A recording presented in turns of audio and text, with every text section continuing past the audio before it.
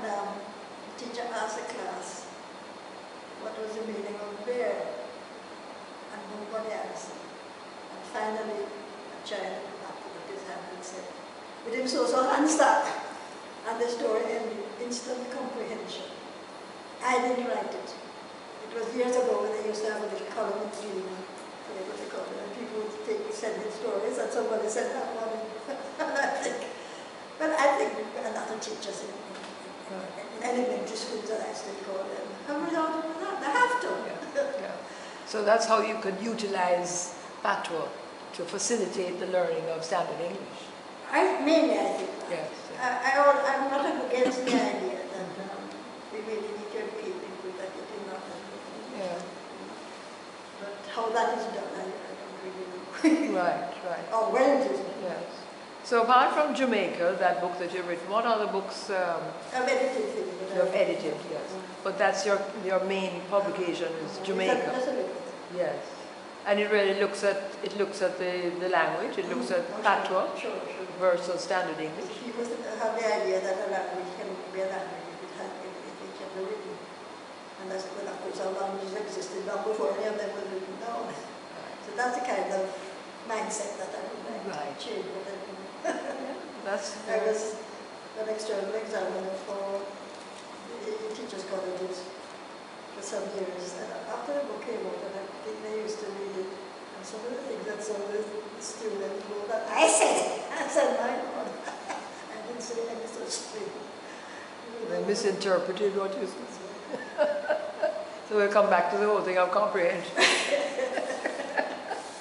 Okay, so we're going to get into a lighter note now. Let's tell us about some of your favorite books and authors that you...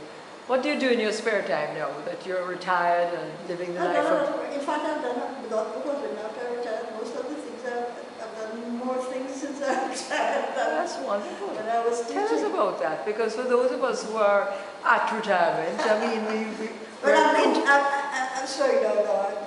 My eyes are not that good. But, as I said, I was external examiner for the teachers' colleges. That was after I retired. Right, external examiner. I think you're other things that I've done since I retired. I can't remember what. But I don't read as much anymore as I did. Only about a few months ago, in fact, I had to write a description of Jamaican Creole. In a sense, there's a series that they have in England, which is on the internet.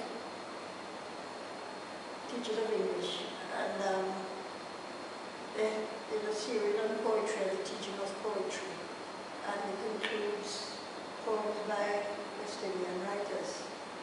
And this ex-colleague of mine made a conference, and of course, with teachers, and she was a bit talking with people, and realized that, of course, a lot of really Jamaican, West Indian poems are not in standard English. And she told this lady who was running the conference that I would be a good person to get to write a description for them. And I did. The poems were actually online, a lot of them.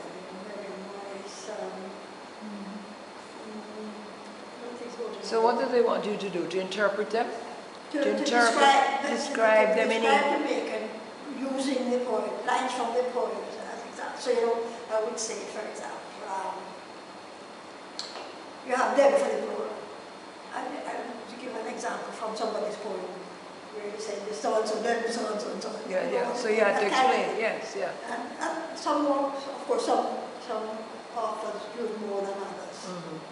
I use Mervyn, in fact, a lot of these poems are standard English, standard, yes. But there are others. Right. And some in England. I don't know why all the names have come out in my head. Right. So I did that. This was only less than a year ago. Really? Yeah. And the lady said she was delighted. Yes. And they paid me. I think they paid me. I'm not money yet. But the whole thing of interpretation, because I mean, even in some of the law courts in England, yes. they bring in interpreters if they have a Jamaican. Well, you would know, of course. Yes. But when I was in town, I went back to York for a year to act professor of age in the early 80s.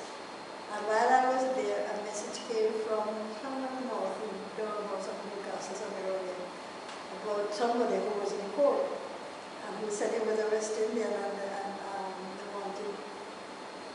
some evidence that what he was talking about was that his language was West Indian. I don't know what I said. He was Jamaican. I think he could even have been Dominican, but it wasn't part of it on the French pattern.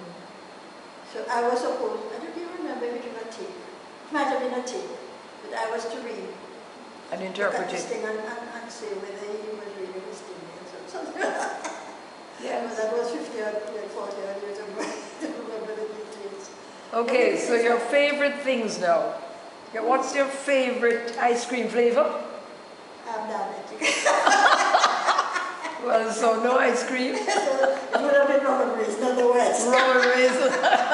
If you could have it. If I could have it. And tell us some advice that you would give to current students.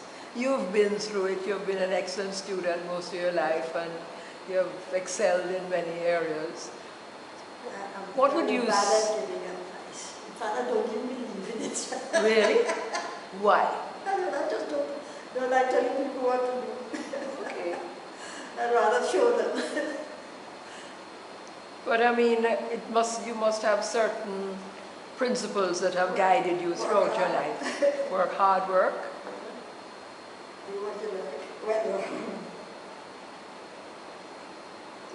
I mean, you did French and so on because you were good at it.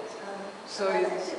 and you liked it. So that, I suppose, would be another bit of Best way to advice. I was lucky that I did what I liked. So I liked what I did and I could have done history too, I liked history. Yes. But of course, all day there wasn't anything like West Indian history. That's right. In fact, I think when I got this scholarship, a lot of people thought I was going to go and do history. Yeah. Miss Maslin was my favorite teacher in a sense. So you were here at the opening of this Emery James Museum. How do you think that this museum can play an integral part in exciting students? Real languages, real whatever. Is there anything? About languages in here? Well, this is what we would love to hear your views on that. Is there something? The whole place is so different from what I knew even as a teacher. Spanish is a lot, but I don't know how much French they have anymore. Right, it's in French, yeah. I don't know if they have language labs, and what is the latest in terms of teaching methodologies. I wouldn't know that because what I did was over 40 years ago. Right, but I mean at the university level now, there are language labs and so on. What do they have at the university now? Language labs are there? They have language labs, but I don't know what goes on anymore. Right. But do you think that the Emery James Museum is a good idea? a good Oh, idea? excellent idea. Yeah. I haven't been around, as I said, when I came in, a lot of things Are different from what? from the last time I came here. Right. Those are just waiting. So it's evolving then? Yes, Yeah. definitely. Yes. I think a lot of our girls would be very interested in coming and seeing it. Mm-hmm. So you would encourage all girls who are, whenever they visit, to come and pop in and look at. I came here once, I think I brought my sister who was visiting. I think I came, but it was closed.